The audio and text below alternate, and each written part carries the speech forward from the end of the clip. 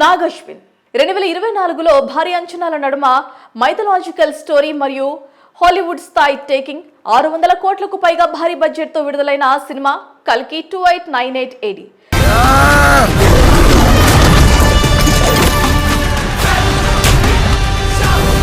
ప్రభాస్ హీరోగా అమితాబ్ బచ్చన్, కమల్ హాసన్, రాజేంద్ర ప్రసాద్, శోభన ప్రధాన పాత్రలో, దీపికా పదుకోనే హీరోయిన్ గా తదితరులు నటించిన ఈ సినిమాలో మృణల్ ఠాకూర్, విజయ్ దేవరకొండ గెస్ట్ గా కనిపించగా కీర్తి సురేష్ వాయిస్ తో సినిమాలో భాగమైంది.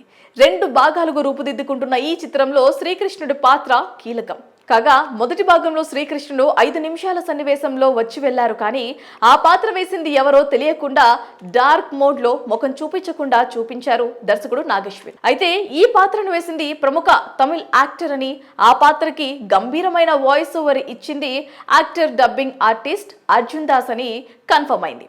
అయితే ఈ సినిమాలో శ్రీకృష్ణుడు పాత్రను ఎందుకు చూపించలేదో కారణాలేంటో వివరిస్తూ నాగ్ అశ్విన్ ఒక ఇంటర్వ్యూలో భాగంగా ఆసక్తికర విషయాలు చెప్తూ వచ్చారు. మరి ఆయన మాట్లాడుతూ కల్కి సినిమాలో శ్రీకృష్ణుడు లుక్ ను రివీల్ చేయాలని అనుకోవటం లేదు. శ్రీకృష్ణుడి ఫేస్ ను రివీల్ చేయడం ద్వారా సినిమా దారి మారుతుందని కొందరు అభిప్రాయం వ్యక్తం చేస్తున్నారు. ఒకవేళ సినిమాలో కృష్ణుడి పాత్ర ఫుల్ లెంత్ ఉంటే మహేష్ బాబు గారు యాక్ట్ చేస్తే ఫేస్ చూపిస్తాను. ఒకవేళ మహేష్ బాబు కృష్ణుడిగా కనిపిస్తే ఖచ్చితంగా ఆల్ టైమ్ రికార్డ్ బ్రేక్ అవుతుందని తాను నమ్ముతున్నాను అంటూ నాగ్ అశ్విన్ పేర్కొన్నారు. కల్కి 2 సినిమాకు సంబంధించిన స్క్రిప్ట్ వర్క్ దాదాపుగా పూర్తయిందని, ప్రభాస్ డేట్ల కోసం ఎదురు చూస్తున్నట్లుగా గతంలో ప్రకటించిన నాగ్ అశ్విన్ అనూహ్యంగా తన తదుపరి సినిమాను బాలకృష్ణ వారసుడు మోక్షజిత్ తో చేయబోతున్న నేపథ్యంలో అందరి దృష్టిని ఆకర్షించింది. అయితే మోక్షజిత్ తో రూపొందించే సినిమా ఎలాంటి జోనర్లో ఉంటుందో బహిర్గతం కాలేదు. దీనికి సంబంధించిన విషయాలు తెలియాల్సి ఉంది. మరి ఈ సినిమా ముందుగా ప్రారంభిస్తాడా లేక కల్కి 2 పూర్తి చేసిన తర్వాత వారితో సినిమా తీస్తాడా తెలియాల్సి ఉంది.